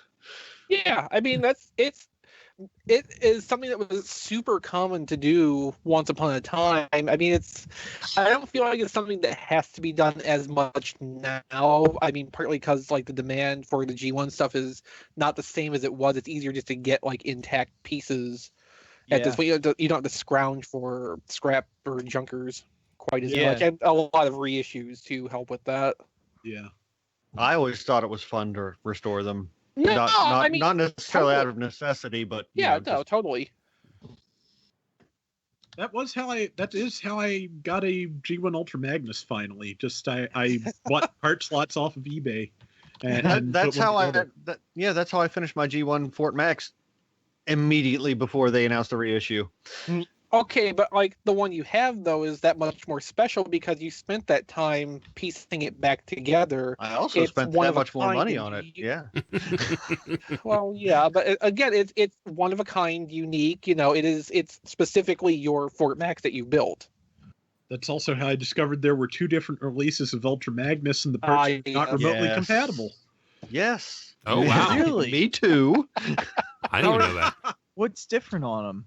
Okay, the later releases traded out. They don't have rubber wheels; they're solid plastic wheels. There's Ooh, no that's paint better. on the. There's no paint on the cab. There's no paint on the helmet. And almost all of the pegs, you'd think they'd be standard 5mm pegs, but there's almost not a single part you can get for that figure that if you get from one release, it will actually fit another. Yeah, I mean, you know the little white plastic piece that's like his belt? That will not fit from one trailer to the other. Yeah, because you have to look at it as they completely re-engineered that mold. Like they probably just completely cut a new one. 90% of like the dimensions and stuff are the same between them, but they're two totally different toolings at that point. I wonder why they did that. Cost reasons, primarily, I would assume. Yeah, getting rid of the rubber tires and all the paint made it cheaper. Significantly so. And I think the later one also maybe didn't have like the windows. It did not. Yeah, it did not. Because that's the one I had as a child, was the stripped down version. Yeah. So what did the reissue? I'm looking at the reissue, and the reissue should have been from the first version. Yeah, that's what it looks like. Huh. And then Shining Magnus was just somebody on really cheap drugs. Diecast, did you record locally, or do I need to send the audio to Brian? Here we go. You had one job, Diecast. I thought Jason records everything. That's why he's our producer. I do. Chris and I both record everything. Yeah. Oh, I was supposed to record?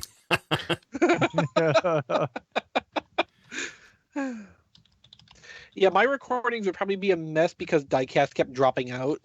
Oh, yeah. And every time that happens, a new recording starts. It was just at once. It was actually twice, I'm pretty sure. Fudge. Only once during the show. Crap. Let's see what happened. Problem? So no, I hope Brian can always everybody download enjoyed it. the live stream, because it doesn't sound like we're gonna get out the podcast in a timely manner. Well, there's always the emergency. There's always the emergency measure of extracting the audio from the YouTube stream. Well, well, not only that. Obviously, I recorded the video, and I can take it out of that. But I only have one recording, so even when he dropped, it didn't do that. And also, I did just update it today, so maybe that's something they fixed in an update. So I don't know. That's right. I have an update waiting on that I should probably put in. Maybe. But yeah, as soon as you said that, I was like, oh no, because that has happened before, and I've been like, boy, I'm glad I'm not doing this episode. So I mean, that's been a problem in the past, and it does generate new recordings every time somebody drops in or out.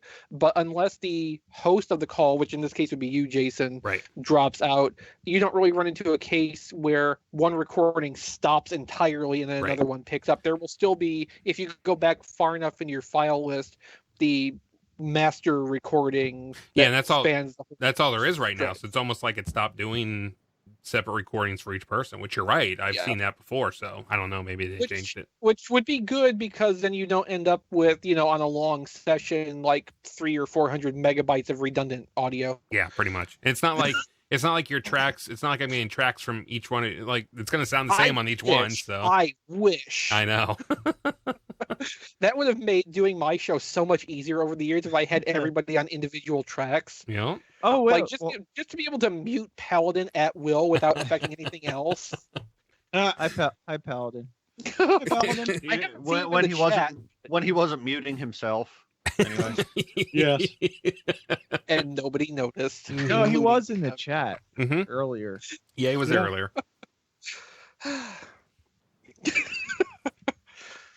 Or all those times I could have muted Lord Taco when his cat wasn't turning his computer off for him.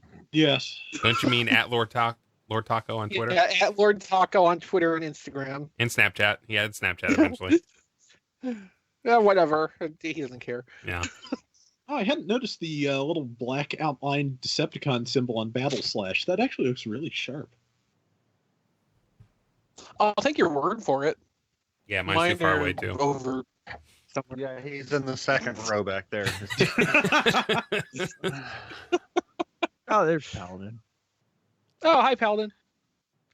Well, Paladin, your track record would speak for itself if it hadn't muted itself like half an hour ago. So I went ahead and tweeted that out. I'm not sure if we'll get anybody responding. So DK Rat Trap in the chat calls out Paladin as superhero times whipping boy. You know, that was Ken. Yeah. And eventually Scott. Yes. Yep. We always treated Paladin with a lot more respect than either Ken or Scott. Now, when you mean neither respect, Ken or Scott deserved respect, to be fair. well, I'm always grateful for Paladin because he got me into Shinkenger. When I finally got off of dial-up and got on the actual broadband, Shinkenger was my first series I was able to actually watch. And he sent me a Shinkenger was my first week-to-week Sentai also. Yeah. And he's the one that sent me a picture of Shinken O, which is the last time I had to order a Zord from Japan to have it as soon as possible because Shinken O was so awesome.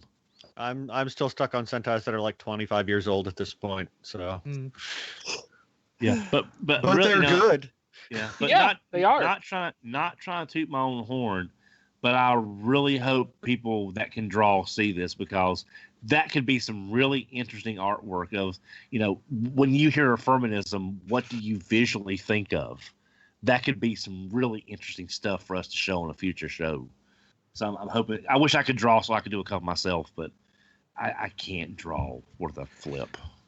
But yeah, see, Shadow Factory's they've been in a really good place because, they jumped on to the strongest 90s series in, those blocks of 3 plus O-Ranger, and there went Diecast again. But, now they're getting into, Go-Go 5, which I think is going to be bad for them. Go-Go 5 is so boring! But I imagine they'll have the Time Ranger pre-orders up by the time, if they don't already, I don't know, I haven't checked, but by the time Go-Go 5 comes out, because I had Go-Go 5 pre-ordered before I got Gingaman, so... Yeah, it's entirely possible. Now, at that rate, the Time Ranger fan sub project won't ever be completed because the fan sub groups are pretty good about backing off of that when the official releases become an option. But that probably also means that there will not be a really good full version of Time Ranger available because the fan subbers have been doing a lot of work to clean up the video because Toei's original transfers on the Japanese DVDs were garbage. Fort Max could probably explain that better than I could, but I have a basic understanding. She could explain it, but that doesn't mean I'd understand it. So. Yeah. Diecast drop off again? Yeah. Yep. Well, at least it was after the show. Oh, and a big thanks to Mr. Conductor on Twitter. He put up the link to the wiki page for all the Firmanisms. Nice. Oh, there's Diecast. This video card is just really effing with my computer. Ruh-roh. What'd you get? Order a new computer on Taobao. I got a ViewMax. It'll be missing keys. GeForce GT 740. I have a feeling it's going back because I'm gonna rip it out of this computer. Yeah. It's entirely. Are you sure you have enough power supply for a graphics card that powerful? Huh? That's kind of what I'm thinking. Actually, my old graphics card needed power. This one is run from the power from the board. But I have an 850 watt power. Oh, that should be yeah, enough. Yeah, that should be good. Yeah. Huh. So your old graphics card needed discrete power? Yeah. Huh. Interesting. Well, if it had to run on imagination. My old graphics card. Oh, Jesus. That's why I said it's lots of wires. It was old, but it was good. It had those 2 connectors there for the power, and it was, pretty bulky. So what's so wrong with that? That's it looks like a regular graphics card. It doesn't output 4K for his new monitor. Yeah. It's not in his computer anymore, Don. Don, remember Brian's great big screen in his office? Yeah. Diecast outdid him. Diecast has one now. Oh, okay, I got you. Yeah, and his graphics card basically he was at 240 when he needed at least 720. I got you. Basically, yeah. I was an idiot. I decided to go with get 3 different monitor methods. Oh, dear instead of one God. big one. See, Okay, that's so what do- I upgraded from. I was tired of using 3 monitors. So do we just call you Oracle now? Just to you know. Oh, sure. I can have code going to one screen. I mean, like I almost want to say I can see the benefit of having the giant monitor. I actually can't. I think it's kind of stupid. But like either way, I prefer having the individual monitors because it's more easy to granularly control what each one's doing. True. And if I'm not using that bit of screen real estate at that moment, I don't have to have it on either. Like this one in front of me, the portrait mode one, spends a lot of its time just turned off because I don't need the portrait mode view as like an everyday thing. Whereas if I've got, one big 40-something inch screen plastered up on the wall, that whole thing's got to be running all the time, whether I'm using every inch of it or not. True. Although, that makes sense. I still keep all 3 of mine on, so I guess it's not I guess I haven't really thought about that. I'd feel lonely without Ryoku staring at me, I guess. So I don't know.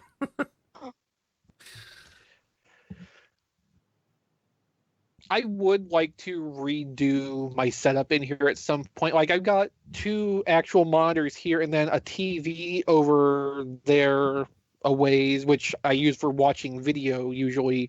That's hooked up to the computer too. I'd kind of like to be able to bring all of it together at once so I can use all of them together, but that's a project for a day far, far away from now. Just in case y'all didn't know, I just saw this on Twitter. Apparently, Boom Studios Mighty Morphin Power Rangers 25, the Shattered Grid, it's sold out. They're having to get a second printing on it, which is really good news. So congratulations to them on over at Boom.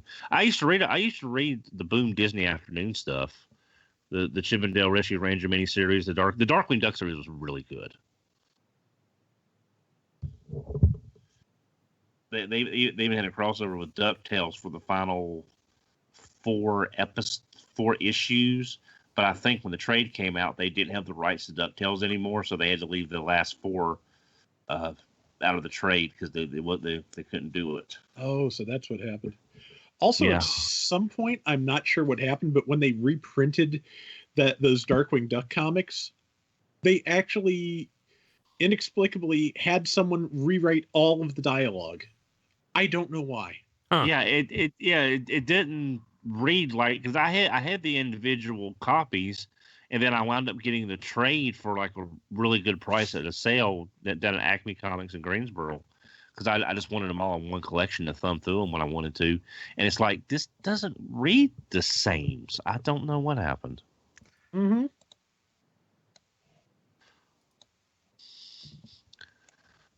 I'm hoping we'll hear about another the second wave of the Disney Afternoon figures, since those have been out for a little while now. Yeah, but I have yet to see a Darkwing, a Negaduck in stores. So I'm just wondering if the store waves are getting the Chase variant or not, because I've seen them at Toys R Us, Target. I've never even seen a Darkwing Duck in a store. Never mind Negaduck. Yeah. I've seen one Darkwing Duck on a Toys R Us peg hook a few weeks ago, but I have not seen. I've not seen a single Negaduck in anywhere other than online. It's not the good Negaduck anyway. I know, Right. but it would be nice to find the Chase figure at just regular retail versus Yeah, right. But see, that's just why I'm wondering if maybe it's it may not even be one per case at this point, but it may not even be in the retail wave. It could just be an online only one. I don't know. I hate Chase figures. Yeah. One thing we didn't talk about during the show, Diamond is distributing that MP17 Plus Prowl. Oh yeah. Yeah. Well, now that could be there goes my money, because there's that new RC that's coming out. Well, we already talked about the Prowl we already talked about. The Prowl note is basically just an addendum to, like, we already knew some of the online retailers were going to be carrying that as part of a Hasbro distribution, and now Diamond is also picking that up, so, like, comic shops can also carry that if they want to. And then you can wait 6 months till after everyone else has it. Well, potentially. Because I ordered something through Diamond. I don't even remember what it was now. And I did it as soon as cause I used to buy previews, and I used to, read through previews on my lunch break or something. Because I mean, there's stuff. I mean, it takes a while, but there's stuff that you would never know was even existed if you didn't actually buy the previews and go through it. Blade Raider says it's 1 Negaduck per 6 cases, Don. Yikes. Oh wow! Holy crap! You're not going to see that anywhere. It's the classical idea of a chase figure. What's a Megaduck? Negaduck? Now that one, Diecast, I will give you crap for not knowing. Yeah. No, I probably remember. I just need to see the. It was the Darkwing. There was an invention by an inventor who usually invents stuff. And basically, it split Darkwing into all positive and all negative. Have you seen? Okay, I think I remember that. No, he wouldn't have seen. He wouldn't recognize a classic episode either from Star Trek. He wouldn't know that one. I think I remember that a little because I used to watch that when I was a kid. But yeah, the problem black with and white using Darkwing. The problem with using the good Kirk and evil Kirk analogy is that evil Kirk in this case wasn't all black and silver. No, that's the good Negaduck, Jason. Yeah.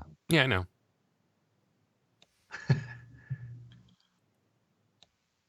The cool thing is if they ever get villains, they can either be that's Chainsaw Negaduck. That's awesome Negaduck. Yeah. If it came with an accessory, I wish it was just a podium with a switch on it, so he could throw the switch, or the chainsaw, would work. But if we get the Fearsome 4, Fearsome 5. Well, I'm not counting Negaduck. I'm talking about the rest of the Fearsome 5, but they're the Fearsome 4. They can either be the Fearsome 4 or the Friendly 4 from the Negaverse. Oh yeah. I know way too much about. I know way too much about Disney afternoon stuff. But I still hope we get a Max, a Goofy, a Gosselin, a Kit. Launchpad. That's one of those. Gizmo Duck. Gizmo Duck? Oh yeah. Gizmo Duck. Yeah. Gizmo Duck. Maybe a Pete. Pete and a PJ maybe. Ooh, Morgana Macabre, Neptunia, and Stegmut. Morgana, yes, for sure. You have to have the Justice Ducks if you have the Fearsome 5. Yeah, that's true. Maybe, I can't see them doing Bonkers. I really can't see them doing a Bonkers or anything past from that point on.